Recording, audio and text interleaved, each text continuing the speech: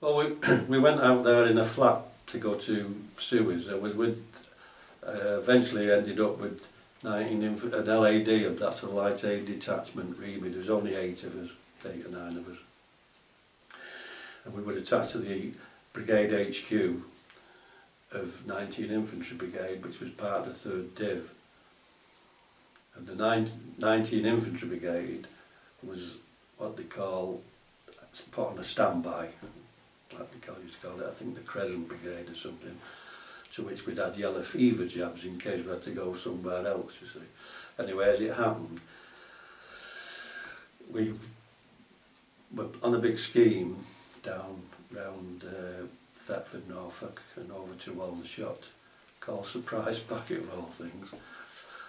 And we finished the scheme, and I can't remember what night, but we'll say we finished it on a Monday night, and then we were supposed to travel to, we were on Salisbury Plain, and we were supposed to travel to Aldershot for a couple of days rest, and then back to Colchester where we were based.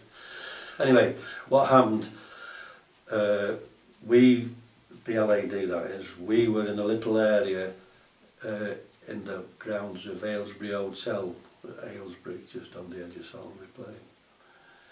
And the schemes had finished, and we trotted off across the road where there was a British Legion, and we're having a couple of pints when someone came in looking for us and said, "You've got to get onto the planes with the rest of the Brigade HQ ASAP." So we had to pack up, chase down and join the Brigade HQ, and then the following morning we came back to, went direct back to Colchester.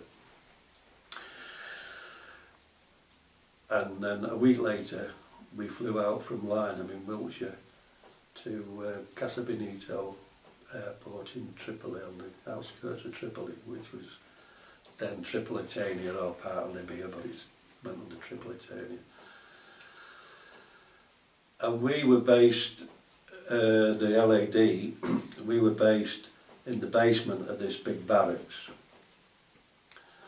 And what we did then, of course, for I think it was about a fortnight, we had no equipment, no vehicles, because we dropped everything, left everything at Colchester and flown out, as I say, in this panic. And then they dug up an old diesel scandal from somewhere, and there's a ship had arrived in Tripoli harbour, and we had to offload vehicles off that. And as they offloaded them, apparently they'd been out in the Persian Gulf on this boat, I don't know why, but when they were offloaded, some of them wouldn't start. So our job was to clear them off the quay, start them, or pull them off the quay to clear it. And we had to work shift. It was 4 of us on in the day and 4 of us on at night, like that. And then also the odd couple of nights in between, we might do a guard duty at the barracks at Tripoli. And then after about a fortnight, there was myself, I was a craftsman then, and a lance corporal, who I'd call my cow. Bloke came to us and he said to this Lance Jack, that's a Lance Corporal, how? Said, "You and Brady, you're going to Brook tomorrow, first thing."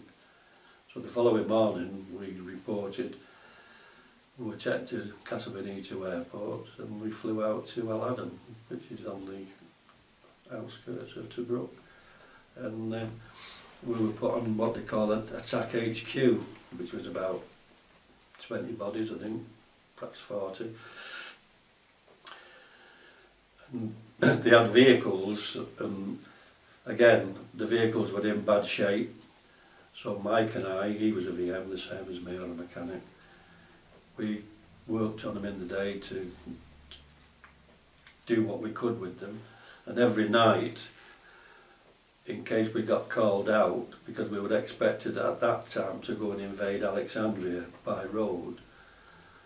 So every night, with the ones that would start up, we hitched up to vehicles that wouldn't start because the batteries were no good, so that we could start them up, and once they were running, go off in convoy then to Alex. Like, anyway, we were there. Oh, this was in the grounds of the big MH at Tobruk we were living, and we were there about perhaps a month, 2 months, and then we moved from there down the coast to a place called Derna, and there we were in a big barracks which was an ex-transit camp, and I think we'd been there again most probably about a week to a fortnight, and then the rest of the brigade joined us. They came round by boat, like, you know. And we stayed at Derna then for a while, but while we were there we used to do these flaps. But by this time they decided that we were going to invade Alex by boat, LST. So we did a practice flap, just the LAD, we did a practice flap from Derna back to Tobruk, loading on an LST, see how long it took, and then offloaded and went back to Derna. And basically that was it. We were just working in what they call the station workshops, which was the garrison workshops at Derna. We had a part of their area and we were working there, working on our vehicles. And then while I was there, I got made to Lance Corporal, and Corporal Howie got made to Corporal, made up to Corporal. And then I was seconded out to 26 Field Ambulance, which was part of our div, back to Tobruk, because they'd got ambulances which the RASC, which is now Logistic Corp, or part of the Logistic Corp, but it was then the RASC. They used to look after them, drive them, but they had no mechanics there, so I had to go out, and I was there for, again, mostly about a month. But what I've read of it since, you see, we had a treaty with the Egyptians for the canal zone, because again we were protecting the Suez Canal basically, because I mean it was a big money earner, and the Arabs, we had this treaty with the Arabs, which was, I think it went out in '56, but once King Farouk abdicated, they wanted us out. And of course, if you like, they broke the treaty in the sense that they started attacking British troops or British things in the area. And that's why they more or less flooded the Suez area with the canal zone, as they call it, with troops. And of course, eventually, they did move out, because they went back in '56 when they invaded it with the Israelis. The Israelis came across the desert and we invaded it, but the Yanks didn't support us and told us not to be naughty boys and get out. Like. But I was long out by then, you know. I was on reserve, but I didn't get recalled for that. So do you think what you did in serving at the time of the Suez Canal conflict, do you think it was worth it? Is anything ever worth it? Let's face it. I mean, to us it was a job, it was somewhere to be, and that was it. I mean, again, a lot of them were national servicemen that were out there, you know. I don't know, I can't remember now when national service finished. I think that was in the late 50s, early 60s, national service finished. It's now all regulars, you know. But same as Korea, a lot of lads got killed in Korea. I mean, with hindsight, none of it's worth it, because at the end of the day, they end up being friends. I mean, the Israelis, they were granted a piece of Palestine, but before they were actually granted this piece, they'd been granted it, but before they were actually given permission to start moving in, they were moving in with these big ships, which you might read about.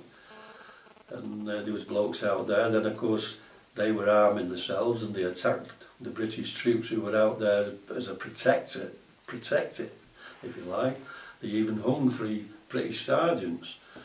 And a lot of people don't know the Israelis were sending letter bombs to England in '48. But now we're all friends. But you know, when as you're older, you realise this. It's like the IRA. We're now friends with the IRA. Some of them are politicians. But it's just the way you get these hotheads, you know, they start trouble. And So do you wear your medal?